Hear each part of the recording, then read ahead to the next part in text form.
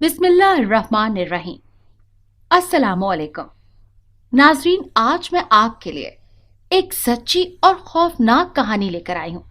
लेकिन इससे पहले कि मैं कहानी शुरू करूँ, जो लोग हमारे चैनल पर नए हैं उनसे गुजारिश है कि वो हमारे चैनल कहानी महल को सब्सक्राइब कर लें, ताकि आपको हमारी इस तरह की दिलचस्प कहानियां बर वक्त मिलती रहें। यावर, मैं तो बहुत पुरजोश हूँ। जब से यूनिवर्सिटी ट्रिप का सुना है शुमाली इलाका जात, ओ माय गॉड, मैं इतना खुश हूँ कि बता नहीं सकता। कहीं मैं खुशी से पागल ही ना हो जाऊं। मायदा ने जोश मुसर्रत से जैसे चीखते हुए कहा। उसकी बात पर सारे ग्रुप के लबों पर मुस्कुराहट दौड़ गई। ओ गरीब की औलाद, बस भी कर, क्यों सबके सामने हमारा तमाशा बनवा रही है? अरे लोग क्या कहेंगे कि इस लड़की ने कभी घर की बाहर की फिजा नहीं देखी, इसीलिए इतनी खुश हो रही है। सोमान ने मसनूई खफकी से उसे घूरा तो जवाबन उसे सिर्फ आंखें दिखाकर रह गई। अच्छा बस बस, ये नजरों के तीर से यूं दिल बेईमान को छल्ली मत करो यार। उसने दिल पर हाथ रखकर भरपूर एक्टिंग की, लेकिन आगे से भी मायदा ऐसी थी जो बोलने पर आती तो सबको खामोश करवा देती। तुम्हारा बेईमान दिल तो आए रोज न जाने कितनों के तीर से छल्ली होता रहता है, कौन सा नई बात है? ओ खुदा के बंदो, अब अपना टाकरा बंद करो और ट्रिप के बारे में कोई बात करो कि क्या क्या तैयारी करनी है। आमिर ने किंग साइज बर्गर तकरीबन आधा मुंह में ठोंसते हुए कहा तो सबने चौंक कर उधर तवज्जो दी। हमने क्या खाक तैयारी करनी है? तैयारी तो तुम्हें करनी चाहिए, बल्कि लिस्ट बना लेनी चाहिए कि रास्ते में खाने के लिए तुम्हें किस किस चीज की जरूरत पड़ेगी। वहां जाकर क्या खाना है? सब हंसने लग गए। और वापसी पर क्या कुछ खाने के लिए लेकर आना है? शहरियार ने कुछ इस अंदाज में कहा कि लोगों के कह कहे छूट गए। इसे ज्यादा खाने की आदत से सभी तंग थे और इसके दिन ब दिन बढ़ते हुए वजन की वजह से परेशान। ओए आमिर, खुदा को मान और अपनी हालत पर रहम कर, थोड़ा खाया कर, देख तेरा वजन जंगली भैंसे जितना होता जा रहा है। सोमान ने संजीदगी से कहा, लेकिन उसकी आंखों की शरारत की किसी से मख्फी नहीं थी। बिल्कुल ठीक कह रहा है ये। शहरयार ने भी सोमान की तायद की।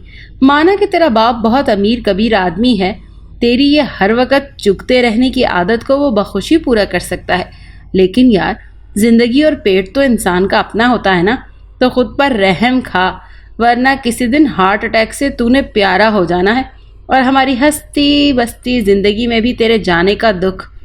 और अभी मैं दुखी नहीं होना चाहता। अरे कितना बोलते हो तुम लोग, कहाँ की बात को कहाँ से कहाँ ले गए।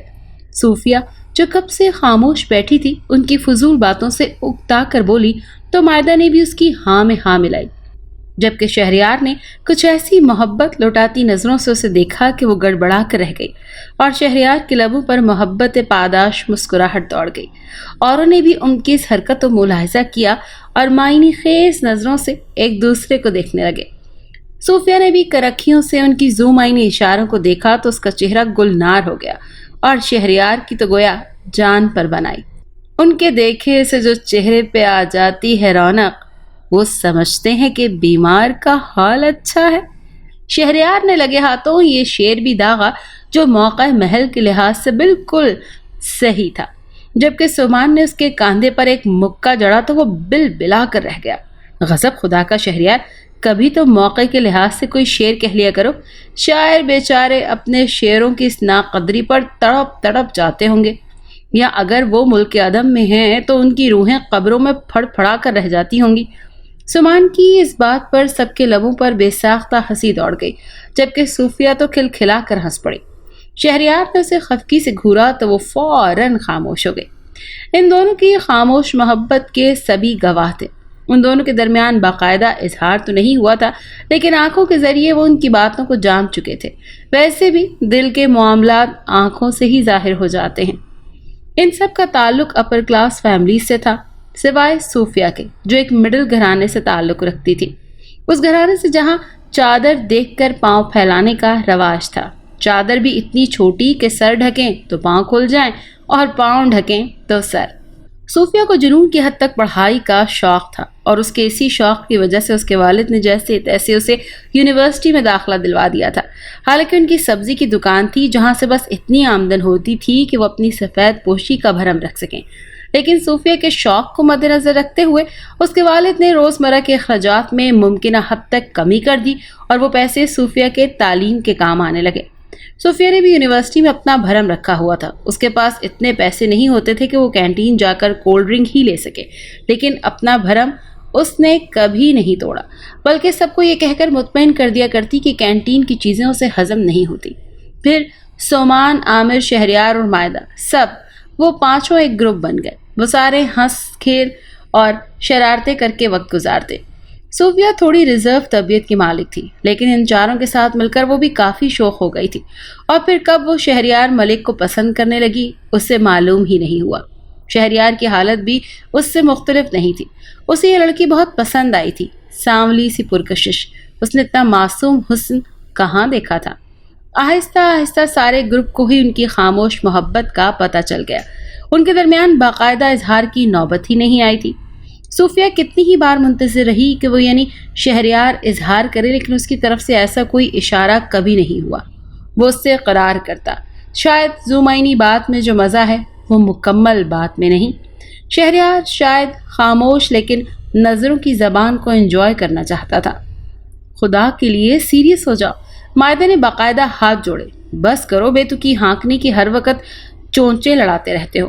اس کی تشبیہ پر صوفیہ مسکرانے لگی، جبکہ وہ تینوں تڑپ کر سیدھے ہو گئے۔ کیا کہا تم نے، بے ادب لڑکی؟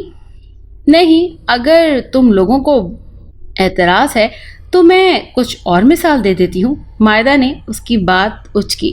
دیکھو دیکھو، تم جانتی نہیں ہو تم کن کے سپوتوں سے مخاطب ہو۔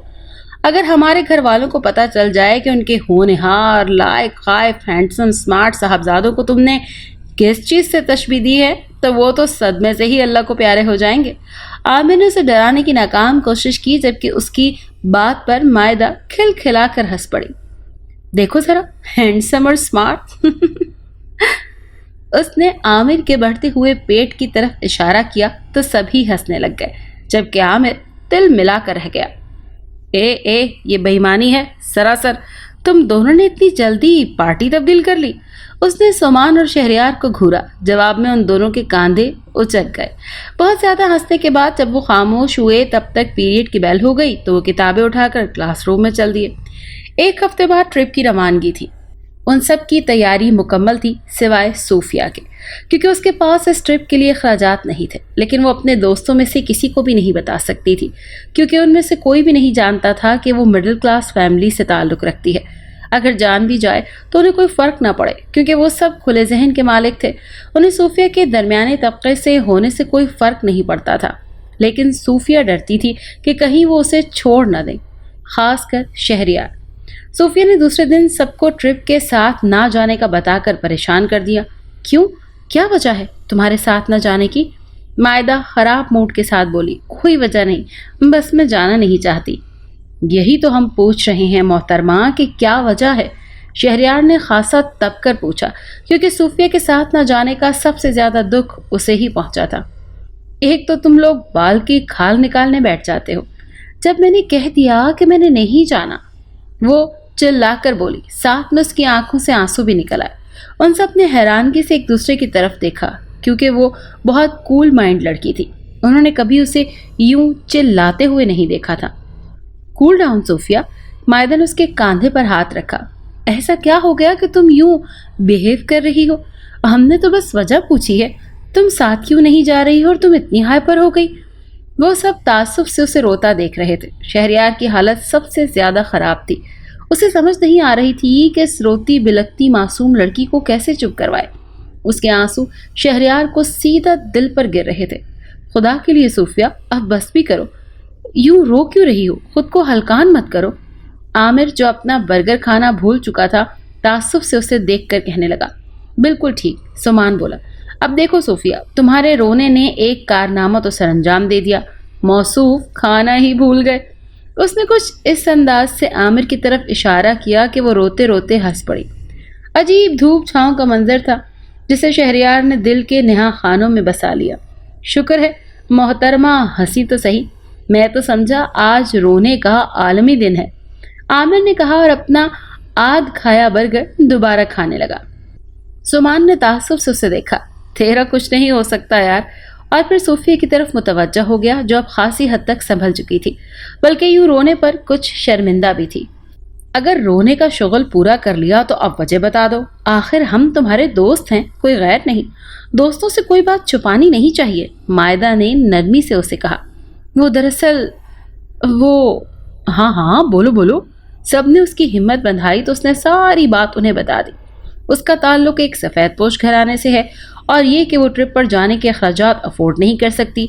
उसकी बात सुनकर सब हैरान रह गए, क्योंकि उन्हें कभी भी अंदाज़ा नहीं हुआ था कि उसका ताल्लुक कहाँ से है, बल्कि उनके दरमियान कभी इस मौजू को छेड़ा ही नहीं गया था और सूफिया की ज़ाहिरी हालत से भी कभी महसूस नहीं हुआ था। उसका लिबास तो बहुत उम्दा होता था, जैसे किसी माहिर डिज़ाइनर से बनवाया गया हो। जब इस बात का जिक्र मायदा ने सूफिया से किया तो उसने जवाब में कहा, दरअसल मेरी अम्मी बहुत अच्छी टेलर हैं, मैं सस्ते से कपड़े ख़रीदती हूँ, लेकिन अम्मी की माहिराना सिलाई उन्हें नहायत उम्दा बना देती है। और मायदा उसी रोज़ मचल गई कि वो भी सूफिया की अम्मी से अपने कपड़े सिलवाया करेगी। उसकी बात पर सूफिया के लबों पर हल्की सी मुस्कुराहट दौड़ गई। अच्छा, अब संजीदा बात, तुम हर हाल में हमारे साथ शुमाली इलाका जात की तरफ जा रही हो, तुम्हारे अखराजात मेरे ज़िम्मे। क्या? उसने हाथ उठाकर सूफिया को रोक दिया, जो उसकी बात के जवाब में कुछ कहने वाली थी। हम आपस में दोस्त हैं, दोस्तों का एक दूसरे पर बहुत हक होता है। तुम तैयारी करो, मैं कुछ नहीं सुनूंगी। और सूफिया बेबसी से उसे देखने लगी, क्योंकि वो जानती थी कि मायदा अब इनकार नहीं सुनेगी। वक्त मुकर्ररा पर यूनिवर्सिटी की बस उन्हें लेकर रवाना हुई। सब बहुत पुरजोश थे, हंसते गाते सफ़र कट रहा था। फिर दोपहर को बस एक होटल पर रुकी। सब पेट पूजा के लिए उतरे। सूफिया बैठी रही। उसने मायदा को अपने लिए कुछ लाने का कहा और सीट की पुश्त से सर रख कर आंखें मूंद ली। उसे यूं महसूस हुआ जैसे उसे कोई देख रहा है। उसने जल्दी से आंखें खोली तो सामने शहरयार खड़ा था, मुसलसल उसे देख रहा था। आप खाने के लिए नहीं गए? वो संभल कर बैठ गई। शहरयार ने कोई जवाब न दिया और सीट पर उसके पास आकर बैठ गया। आज उसकी आंखों में अजीब सी चमक थी, जिसे देखकर सूफिया ने अपनी नजरें झुका ली। इधर देखो सूफिया, मेरी तरफ। शहरयार की बेकरारी उसके लहजे से जाहिर थी। क्या कभी तुम्हें इनमें कुछ नजर नहीं आया? उसका इशारा अपनी आंखों की तरफ था। बहुत रोका खुद को कि यार ये इश्क व मोहब्बत कुछ नहीं, लेकिन हाय ये दिल कमबख्त माना ही नहीं। वो खुद ही बोलता जा रहा था, बस बहुत हो गई नजरों की जबान। आज मैं वाज़े इजहार करना चाहता हूँ कि शहरयार मलिक को सूफिया सिकंदर से वालेहाना इश्क हो गया है। सूफिया, मैं तुमसे मोहब्बत करता हूँ, जुनून की हद तक। मैं तुम्हारी नज़रों के मफहूम को समझता हूँ, लेकिन तुम्हारे मुंह से इस मोहब्बत का इजहार सुनना चाहता हूँ जो तुम्हारी आंखें कब का मुझे सुना चुकी हैं। मुझे बताओ सूफिया, क्या तुम भी मुझसे मोहब्बत करती हो?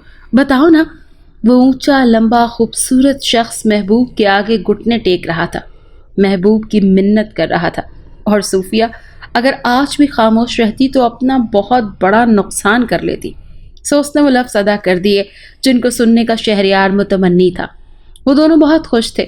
सूफिया खुद को बहुत खुशकिस्मत लड़की समझ रही थी।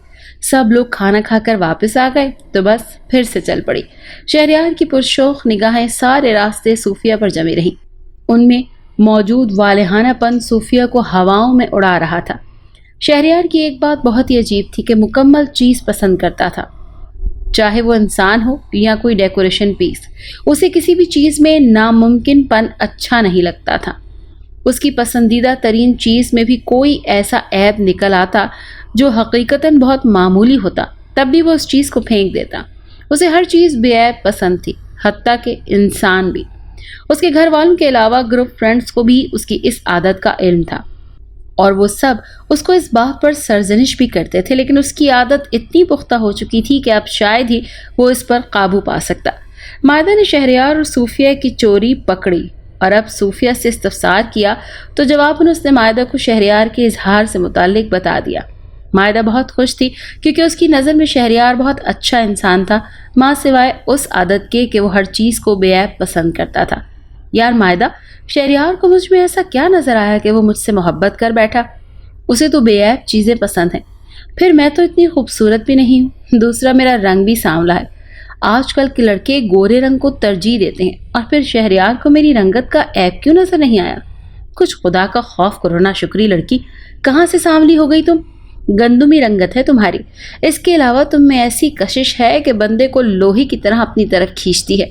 مائدہ نے اس کی پرکشش چہرے پر نظریں جما کر کہا تو اپنی تعریف پر صوفیہ کے چہرے پر شرمگی مسکراہٹ دوڑ گئی، اور مائدہ نے اس کے چہرے کی طرف دیکھتے ہوئے اسے دل سے خوشیوں کی دعا دی۔ پہاڑی علاقہ شروع ہو چکا تھا، ارد گرد بکھرے خوبصورت مناظر کو وہ سب بہت انجوائے کر رہے تھے۔ ایک طرف پہاڑ تھے اور سنوبر، اور دوسری طرف خوبصورت گہری کھائیاں۔ نیچے بہت نیچے دریا اپنی پوری تیز رفتاری سے بہہ رہا تھا۔ وہ سب کھائی کی طرف نیچے دیکھتے ہوئے ڈر رہے تھے، لیکن ساتھ ساتھ انجوائے بھی کر رہے تھے۔ لڑکے لڑکیاں گانا گا کر ماحول کو پرلطف بنا رہے تھے۔ جب گانا ختم ہوا تو سب نے شہریار سے ضد کر دی کہ وہ گانا سنائے، کیونکہ اس کی آواز بہت خوبصورت تھی۔ شہریار نے ایک بھرپور نظر صوفیہ پر ڈالی اور گانا شروع کر دیا۔ ابھی اس نے تھوڑا سا ہی گایا تھا کہ سب نے بے اختیار تالیاں بجا کر اسے داد دی۔ اس نے مزید گانا شروع کر دیا۔ شہریار کی والہانہ نظریں صوفیہ پر جمی ہوئی تھی اور وہ شرم سے سرخ ہو رہی تھی۔ اس کی اس بے اختیاری کو سب نے نوٹ کیا اور اس پر ہوٹنگ شروع کر دی، تو صوفیہ نے شرما کر مائدہ کے پیچھے منہ چھپا لیا تو سب زور زور سے ہنسنے لگے۔ تم کیا ملے جانے جاں، پیار زندگی سے ہو گیا، اجی عزت افزائی کا شکریہ شکریہ، اس ناچیز کو آپ نے اس قابل تو سمجھا۔ یہ پھٹے ڈھول جیسی آواز عامر کی تھی۔ سب نے آنکھیں پھاڑ پھاڑ کر اسے دیکھنا شروع کر دیا تو وہ بیچارہ خواہ ہی شرمندہ ہو گیا۔ او گینڈے، کیوں ہمارے ٹرپ کا ستیہ ناس کرنا چاہتا ہے؟ ابھی اس بھیانک آواز کو اپنے اندر دبا کے بیٹھ اور وہ کر جو تیرے کرنے کا کام ہے۔ سامان کا اشارہ اس چکن رول کی جانب تھا جو عامر کے ہاتھوں میں موجود تھا۔ سب نے اس کی اس بات پر بے تحاشا قہقہے لگائے اور عامر منہ بنا کے بیٹھ گیا۔ روٹھے ہو تم کو کیسے مناؤں پیا، بولو نا۔ کسی اور اسٹوڈنٹ نے بس میں آواز لگائی تو ایک بار پھر سب ہنسنے لگ گئے۔ اچھا بس کر شیر جوان، بس کر۔ شہریار نے عامر کے کاندھے پر ہاتھ رکھا، اس کے ہونٹوں پر دبی دبی سی ہنسی تھی۔ مائدہ سے برداشت نہ ہوا تو وہ بولی، بس کرو یار، کیوں سے تنگ کر رہے ہو؟ مائدہ کی حمایت ملنے پر عامر کے لبوں پر مسکراہٹ دوڑ گئی اور وہ سب ساتھ ہلا گلا کرنے لگے۔ 3 گھنٹے بعد وہ اپنی منزل پر پہنچ چکے تھے۔ وہ ایک خوبصورت ریسٹورنٹ تھا جو ان کے پہلے ہی بک ہو چکا تھا۔ ریسٹ ہاؤس کے بالکل پیچھے کا پہاڑی ڈھلوان سے شور مچاتا چشمہ بہہ رہا تھا، جس کی آواز یہاں واضح سنائی دے رہی تھی۔ ان سب نے اس خوبصورت منظر کو انجوائے کیا، ویڈیوز تصویریں بھی بناتے جا رہے تھے، ساتھ ساتھ تبصرے بھی ہو رہے تھے۔ صوفی اور شہریار سب سے زیادہ خوش نظر آ رہے تھے۔ دل خوش ہو تو ہر منظر حسین دکھائی دیتا ہے۔ ان کے دل کی مراد اسی سفر کے دوران جو پوری ہوئی تھی، اسی لیے یہ سفر ان کے لیے یادگار تھا۔ ان دونوں نے مل کر بہت سی تصویریں بنائیں۔ مائدہ اور سبحان اور عامر نے انہیں دانستہ زیادہ سے زیادہ باتیں کرنے کا موقع فراہم کیا اور وہ دل سے ان تینوں کے مشکور تھے، حالانکہ زبان سے اقرار نہیں کیا تھا۔ شہریار نے صوفیہ کو اپنا جیون ساتھی بنانے کا فیصلہ کر لیا اور صوفیہ سمیت سب کو آگاہ کر دیا۔ وہ تینوں بہت خوش تھے، لیکن صوفیہ پریشان تھی کیونکہ وہ اپنی حیثیت جانتی تھی، لیکن اس نے اس بات کا اظہار کسی سے بھی نہیں کیا تھا۔ ہاں، چپکے خوبصورت خواب اس کی آنکھوں میں بننے شروع ہو گئے تھے۔ ہاں، بیچاری خوش فہم لڑکیاں۔ دوسرے دن انہیں دور تک پہاڑ پر جانا تھا جو جنگلات سے بھرے پڑے تھے۔ سب نے اپنے اپنے طور پر ضرورت کا سامان لیا اور روانہ ہو گئے۔ بس اونچے نیچے راستوں سے خرامہ چلتے اپنی منزل کی جانب رواں دواں تھے۔ آس پاس اتنے خوبصورت مناظر بکھرے پڑے تھے کہ وہ سب مبہوت ہو کر انہیں تکتے جا رہے تھے، لیکن شہریار کے لیے صوفیہ کے چہرے سے بڑھ کر اور کوئی چیز حسین نہیں تھی۔ وہ سب مناظر سے بیگانہ صرف اسی کو ہی تکے جا رہا تھا۔ صوفیہ نے کئی بار آنکھوں میں اسے سرزنش بھی کی، لیکن وہ ہٹ درمی سے لبوں پر مسکراہٹ سجائے بس اسی کو ہی تکے جا رہا تھا۔ صوفیہ اس کی نظروں سے خائف تھی اور لجائی سی بیٹھی تھی۔ او مائی گاڈ صوفیہ، ذرا آسمان کی طرف دیکھو، کیسی کالی کالی گھٹائیں امڑ آئی ہیں۔ مائدہ نے چونکتے ہوئے صوفیہ کو کوہنی ماری تو اس نے بھی جلدی سے کھڑکی کے پار آسمان کی جانب نظریں اٹھائیں۔ واقعی کالی گھٹاؤں نے آسمان کو مکمل طور پر ڈھانپ لیا ہے۔ ابھی تو دن کا پہلا پہر تھا، لیکن گھٹا کی وجہ سے اندھیرا ایسے چھاتا جا رہا تھا، حالانکہ جس وقت وہ چلے تھے اس وقت کہیں کہیں بادل موجود تھے۔ ان کے وہم و گمان میں بھی نہیں تھا کہ موسم اچانک یوں ہو جائے گا۔ وہ سب کبھی بھی نہ آتے۔ بجلی چمکنا شروع ہو چکی تھی اور بادلوں کی مہیب گڑگڑاہٹ نے دلوں کو سہما دیا تھا۔ وہ سب دل میں سلامتی کی دعائیں مانگ رہے تھے۔ اچانک گائیڈ نے ڈرائیور کو گاڑی کسی محفوظ جگہ پر روکنے کا حکم دیا۔ سب پوچھنے پر اس نے کہا کہ بادل بہت گہرے ہو گئے ہیں، جس کا مطلب ہے شدید آندھی اور بارش بھی ہو سکتی ہے۔ ایسی صورتحال میں سفر کرتے رہنا ٹھیک نہیں ہے۔ ڈرائیور نے ایک سائڈ پر بس روک دی۔ گائیڈ نے سب کو بس سے جلد از جلد نیچے اترنے کا کہا۔ وہ سب دل میں خوف لیے نیچے اتر آئے۔ سڑک کے ساتھ ہی گھنا جنگل شروع ہو رہا تھا۔ گو کہ محفوظ تو وہ بھی نہیں تھا، لیکن یوں بس کا سفر کرنے سے کئی گنا بہتر تھا۔ وہ جنگل میں پناہ لے لیں۔ آندھی کا کیا، وہ تو بس کو تکنے کے دیر تھی کہ اڑا کر بھی لے جا سکتی تھی۔ گائیڈ نے سب کو ساتھ رہنے کی تاکید کی کہ مشکل حالت میں وہ کہیں بھی بھٹک نہ جائیں۔ اسی لیے سب لوگ ساتھ ساتھ جنگل میں داخل ہو رہے تھے۔ مائدہ صوفیہ خوفزدہ تھی، لیکن وہ خود کو کسی حد تک قابو میں کیے ہوئے تھی۔ باقی لڑکیوں کا بھی تقریباً یہی حال تھا۔ بادلوں کی گڑگڑاہٹ اور بجلی کی کڑک میں اضافہ ہو چکا تھا۔ ہلکی ہلکی ہوا چلنی شروع ہو چکی تھی جو کسی بڑے طوفان کا پیش خیمہ لگ رہی تھی۔ کافی دور چلنے کے بعد نسبتاً گھنے درختوں کے نیچے گائیڈ نے انہیں ٹھہرنے کو کہا۔ وہ سب زمین پر بیٹھ گئے اور کبھی کبھی آسمان کی طرف سر اٹھا کر دیکھ لیتے، جو سیاہ سے سیاہ تر ہوتا جا رہا تھا، اور ان سب کے دل آنے والے وقت سے لرز رہے تھے۔ گو کے گھنے درختوں کی وجہ سے آسمان مکمل طور پر تو نظر نہیں آ رہا تھا، لیکن جتنا بھی نظر آ رہا تھا خوف زدہ کرنے کے لیے کافی تھا۔ یہاں آتے ہوئے ان کے وہم و گمان میں بھی نہیں تھا کہ اس طرح کی صورتحال بھی پیدا ہو سکتی ہے۔ وہ سب اس طرح کی صورتحال سے پہلی دفعہ نبردآزما تھے۔ یونیورسٹی کے 2 پروفیسرز بھی ان کے ہمراہ تھے اور وہ سب کو مطمئن کرنے میں مصروف تھے، حالانکہ انہیں خود بھی بخوبی اس بات کا احساس تھا کہ یہ سب خدا کی طرف سے ہے، انسان تو کچھ بھی کرنے کے قابل نہیں۔ شہریار صوفیہ کے پاس کھڑا تھا۔ وہ سب بار بار بادلوں کی گرج سے سہم رہے تھے اور ایک دوسرے کو دیکھنے لگتے اور پھر خاموش بیٹھنے کے لیے شغل میں مصروف ہو جاتے۔ اچانک تیز ہوا چلنا شروع ہو گئی اور ساتھ میں بارش بھی، جو لمحہ بلمحہ بڑھتی جا رہی تھی۔ ہوائیں طوفانی صورتحال اختیار کرنے لگی تھی۔ بارش کے تھپیڑے ان میں شامل ہو کر عجیب سا شور برپا ہو رہا تھا۔ وہ درخت جو پہلے انہیں گھنے محسوس ہو رہے تھے، آندھی اور بارش کی وجہ سے سکڑ کر کبھی دائیں اور کبھی بائیں ہو جاتے۔ اس وجہ سے بارش اور ہوائیں براہ راست ان سب تک پہنچ رہی تھیں، جس کی وجہ سے انہیں دور تک کچھ نظر نہیں آ رہا تھا۔ یہ کہنا مناسب ہوگا کہ وہ دور تک دیکھ بھی نہیں پا رہے تھے، کیونکہ تیز ہوا اور بارش کے چھینٹوں کی وجہ سے انہیں آنکھیں کھولنا مشکل ہو رہا تھا۔ پھر کچھ دیر بعد ان کے قریب ہی تیز ہوا کی وجہ سے ایک درخت کڑاک کی زوردار آواز کے ساتھ گرا۔ کچھ کمزور دل لڑکیوں کے منہ سے چیخیں بھی نکل گئی۔ صوفیہ نے بھی گھبرا کر شہریار کا ہاتھ پکڑ لیا۔ یہ بالکل غیر ارادی حرکت تھی۔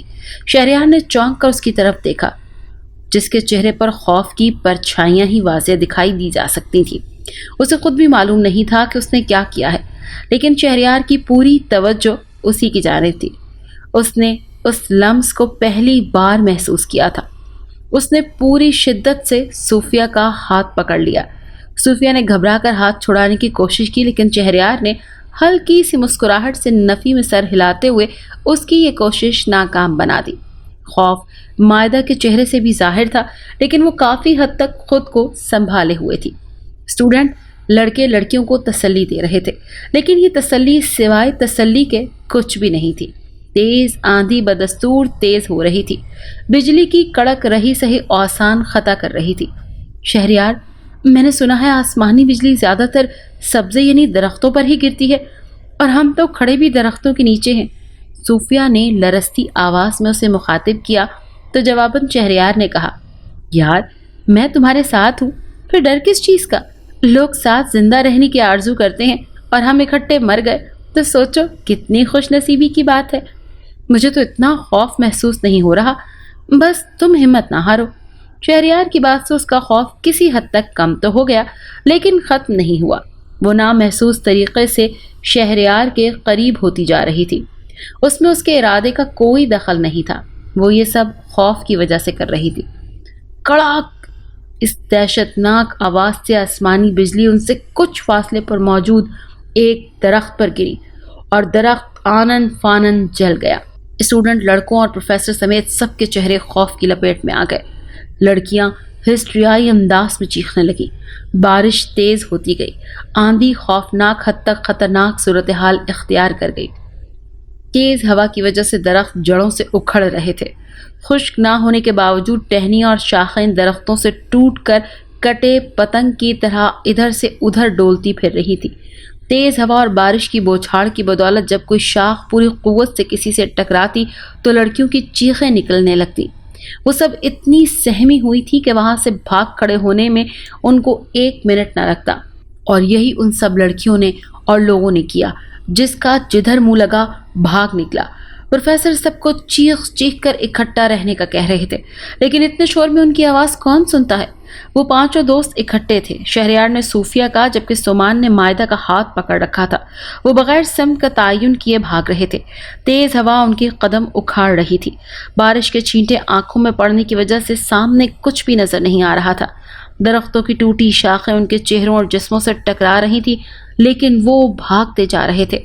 बिजली रह रह कर कड़कती और किसी न किसी दरख्त को अपना निवाला बनाती जा रही थी। वो भाग तो रहे थे, लेकिन उनकी कोई मंजिल नहीं थी। मीलों तक फैला घना जंगल और पहाड़ियां, वो भला कहाँ पनाह लेते। लेकिन इसके बावजूद जिंदा रहने की आरज़ू उन्हें भगाए ले जा रही थी। इतना खौफनाक तूफान उन्होंने कभी नहीं देखा था, और ना ही ये सोच सकते थे कि ये सब उनके साथ पेश आएगा। वो दोनों और आमिर आगे भाग रहे थे, जबकि सुमान और मायदा उनसे पीछे थे। वो तीनों टहल कर रुके जब उन्होंने बिजली की जोरदार कड़क के साथ सुमान और मायदा की चीख की आवाज सुनी। उन्होंने धड़कते दिल से पीछे मुड़कर देखा तो साकित रह गए। थोड़ी देर पहले जिंदगी बचाने की जद्दोजहद में और जिंदा रहने की ख्वाहिश में वो दोनों भागे आ रहे थे। अब वो दोनों गिरे पड़े थे और आसमानी बिजली गिरने की वजह से उनके खूबसूरत बदन स्याह कोयले में तब्दील हो चुके थे। सूफिया ने मुंह पर हाथ रखकर खौफनाक अंदाज में चीखना शुरू कर दिया, जबकि आमिर और शहरयार भी सकते की हालत में आंखें फाड़ फाड़ कर मायदा और सोमान के जले हुए मुर्दा जिस्मों को देख रहे थे। न जाने वो कब तक यूं ही खड़े रहे, जब बादलों की मुहीब गड़गड़ाहट ने उन्हें होश की दुनिया में वापस लाकर पटका। वो तेजी से उनकी तरफ बढ़े, लेकिन अब क्या हो सकता था। वो दोनों इस दुनिया से मुंह मोड़ चुके थे। सूफिया हिस्ट्राई अंदाज में रोई जा रही थी। शहरयार ने उसे अपने साथ लगाया और खुद भी फूट फूट कर रोने लगा। यही हालत आमिर की भी थी। वो अपने दोस्तों के लिए अब कुछ भी नहीं कर सकते थे। हाँ, उनकी यादें हमेशा अपने दिल में बसा कर रख सकते थे। मौसम अपने भयानक पंजे यूं ही खोले खड़ा था जब आमिर ने उन्हें चलने को कहा। सूफिया मचल गई। हम इन्हें यूं लावारिस छोड़कर कैसे जा सकते हैं शहरयार? मैं नहीं जाऊंगी। पागल मत बनो सूफिया, वो अब इस दुनिया में नहीं है। उन्हें यूं छोड़ने को दिल तो नहीं मान रहा, लेकिन हम जब खुद मंजिल की तलाश में भटक रहे हैं तो उनको कहाँ और कैसे लेकर जाएंगे? मौसम के तेवर देख रही हो, अगर हम यूं ही बैठे रहे तो मौत हमें भी दबोच लेगी। चलो उठो, जल्दी करो। शहरयार ने उसका हाथ पकड़ा और वो तीनों दुखी दिल से बरसती आंखों से वहां से उठकर आ गए। पता नहीं बाकी लोगों का क्या हाल होगा और वो कहाँ होंगे। उन तीनों के दिल में यही सवाल था, लेकिन वो जबान पर लाने से हिचकिचा रहे थे। वो तीनों तेजी से भागते जा रहे थे। न जाने कितना वक्त हुआ था उन्हें भागते हुए, जब भागते भागते सूफिया का हाथ शहरयार के हाथ से छूट गया। वो मुंह के बल गिर पड़ी। शहरयार और आमिर अपनी ही झोंक में आगे भागते चले गए। कुछ आगे जाकर वो रुके और सूफिया की तरफ आने लगे। वो मुंह के बल गिरी हुई थी और अब आहिस्ता से उठने की कोशिश कर रही थी कि एक लर्ज़ाखेज वाक़या हो गया। करीबी मोटे तने वाला एक दरख्त जोरदार चिड़चिड़ाहट से जड़ से उखड़ा और सूफिया की टांगों के ऊपर आ गिरा। सूफिया के मुंह से दिल सोच चीख निकली और उन दोनों की आंखें फटी की फटी रह गईं। मोटे तने वाला दरख्त पूरी कुव्वत से सूफिया की टांगों पर गिरा था और वो बहुत अजियत से चीखे जा रही थी और साथ ही दरख्त के नीचे से अपनी टांगें निकालने के जोर लगा रही थी, लेकिन बेसूद। शहरयार तड़प कर आगे बढ़ा। बारिश का पानी उसकी आंखों में पड़ने से एक लम्हे को तो उसे कुछ नजर न आया। उसने आंखों को मीच कर पानी को बाहर निकाला और सूफिया के पास पहुंचा। आमिर सूफिया को किसी भी हरकत से मना कर रहा था, क्योंकि इस तरह उसे नुकसान हो सकता था। वो अजियत से मुसलसल रोए जा रही थी। शहरयार उसकी अजियत अपने दिल पर महसूस कर रहा था। उन दोनों ने मिलकर तना हटाने की कोशिश की, लेकिन वो बहुत भारी था। अपनी पूरी कोशिश के बावजूद वो उसे हटा नहीं पा रहे थे। थक कर गिर गए, हाँफने लगे। صوفیہ بے بسی سے سر ادھر ادھر پٹک رہی تھی۔ ان دونوں کو اب تک کوشش کرتے دیکھ کر اس کی آنکھوں میں التجا نما بے بسی اتر آئی۔ شہریار، اس نے بے بسی سے اور حسرت سے اسے پکارا اور سر ایک طرف ڈال دیا۔ وہ بے ہوش ہو چکی تھی۔ شہریار تڑپ کر اٹھا اور پوری قوت سے اٹھانے کی کوشش کرنے لگا۔ عامر بھی اس کا ساتھ دے رہا تھا۔ ان کے چہرے زور لگانے کی وجہ سے سرخ ہو گئے تھے۔ آخر کار ان کی کوشش رنگ لے آئی اور وہ تنے کو ہٹانے میں کامیاب ہو گئے۔ تنے کو ایک طرف لڑکا کر وہ ہانپنے لگے۔ ان کی سانس ان کے قابو میں نہیں آ رہی تھی۔ نہ جانے یہ بارش اور آندھی کب تھمے گی۔ عامر نے بے بسی سے آسمان کی طرف نظریں اٹھاتے ہوئے کہا، لیکن مسلسل بارش کی بدولت وہ مکمل آنکھیں کھول کر اوپر دیکھ بھی نہ سکا اور پھر سر جھکا لیا۔ شہریار نے صوفیہ کو سیدھا کیا۔ وہ گہری بے ہوشی میں تھی۔ تیز بارش اس کو بھگو رہی تھی، ورنہ اب تک تو اسے ہوش میں آ جانا چاہیے تھا۔ شہریار نے اس کے چہرے کو تھپ تھپایا، لیکن کچھ اثر نہ ہوا۔ یار، مجھے صوفیہ کی پریشانی ہے، یہ ہوش میں نہیں آ رہی، ہم اسے لے کر کہاں جائیں؟ شہریار کو صوفیہ کی حالت بہت پریشان کر رہی تھی۔ سمان اور مائدہ کے بچھڑنے کا غم اپنی جگہ، مگر موسم کی ہولناکی بدستور موجود تھی۔ عامر بھی خاموش ہو گیا، کیونکہ اس کے پاس کسی بھی بات کا جواب نہیں تھا۔ نہ جانے کتنی دیر گزر گئی جب انہیں لگا کہ ہوا اور بارش کا زور کچھ ٹوٹ رہا ہے، اور پھر آدھے گھنٹے تک بارش رک چکی تھی اور ہوائیں بھی اپنے پیچھے ہولناک تباہی چھوڑ کر رک چکی تھی۔ شہریار نے بے ہوش صوفیہ کو اٹھایا اور وہاں سے روانہ ہو گئے۔ کسی نہ کسی طرح وہ بس تک پہنچنے میں کامیاب ہو گئے۔ وہاں چند تباہ حال لٹے پٹے حلیوں میں اسٹوڈنٹ موجود تھے۔ آدھے سے زیادہ اس طوفان کی نظر ہو گئے اور جو بچے تھے وہ مردوں سے بھی بدتر تھے۔ پھر وہ بس میں بیٹھے۔ بس کی کھڑکیوں کے شیشے چکنا چور ہو چکے تھے۔ بس بھی شاید الٹ چکی تھی۔ ایک درخت کے ٹائر کے قریب گر کر گویا اسے کچھ سہارا فراہم ہوا تھا۔ شاید خدا اسے یوں ہی محفوظ رکھنا چاہتا تھا۔ پھر کسی طرح سارا سفر طے ہوا۔ کب وہ ریسٹورنٹ آئے اور وہاں سے اسپتال پہنچے انہیں نہیں معلوم، مگر شہریار اس کی ساری توجہ صرف اور صرف صوفیہ کی طرف تھی، جو کبھی ہوش میں آ کر کراہنے لگتی اور پھر بے ہوش ہو جاتی۔ اور پھر ڈاکٹر نے آ کر بتایا کہ صوفیہ ٹانگوں سے معذور ہو چکی ہے اور اب وہ زندگی میں کبھی نہیں چل سکے گی۔ تو کتنی دیر تک شہریار بے یقینی سے ڈاکٹر کی طرف دیکھتا رہا۔ ڈاکٹر نے اس کے کاندھے پر ہاتھ رکھا اور وہ بے دم ہو کر فرش پر بیٹھتا چلا گیا۔ صوفیہ ویل چیئر پر بیٹھی خلا میں نہ جانے کیا کچھ تلاش کر رہی تھی۔ جب آہٹ پر اس نے چونک کر سر اٹھایا، سامنے شہریار ملک کھڑا تھا۔ بڑے ہوئے شیو اور رف سے حلیے میں وہ بہت تھکا تھکا سا اداس لگ رہا تھا۔ اس کے سپاٹ آنکھوں میں نہ جانے کیا تھا۔ صوفیہ کا دل دھک سے ٹھہر گیا۔ کسی انہونی کے احساس نے اس سے قوت گویائی چھین لی تھی۔ صوفیہ، شہریار نے عجیب لہجے میں اسے مخاطب کیا۔ خدا کے لیے شہریار، کچھ ایسا مت بولنا کہ میں زندہ نہ رہ پاؤں۔ صوفیہ نے دل میں سوچا لیکن زبان سے خاموش رہی۔ میں نے بہت سوچا، خود کو بہت سمجھایا، لیکن میرے اختیار میں نہیں ہے۔ تم جانتی ہو نا کہ شہریار ملک نے کبھی کسی عیبدار چیز کو پسند نہیں کیا، کجا عیبدار انسان ہی کیوں نہ ہو۔ میں ہمیشہ تم سے محبت کرتا رہوں گا صوفیہ، لیکن میں تمہیں اپنا جیون ساتھی نہیں بنا سکتا۔ لوگ کیا کہیں گے کہ اتنا نفاست پسند، بے عیب چیزوں اور انسانوں کو پسند کرنے والا شہریار ملک اور جیون ساتھی دونوں ٹانگوں سے معذور۔ مجھے معاف کر دینا صوفیہ، یہ میرے اختیار میں نہیں۔ میں آج ہی یہ ملک چھوڑ کر ہمیشہ کے لیے جا رہا ہوں۔ شہریار نے اپنے آنسو پونچھے اور باہر کی طرف قدم بڑھا دیے۔ صوفیہ کچھ دیر آنکھیں پھاڑے بے یقینی کی حالت میں بیٹھی رہی اور پھر اس کی آنکھوں سے آنسو گرے اور گرتے ہی چلے گئے۔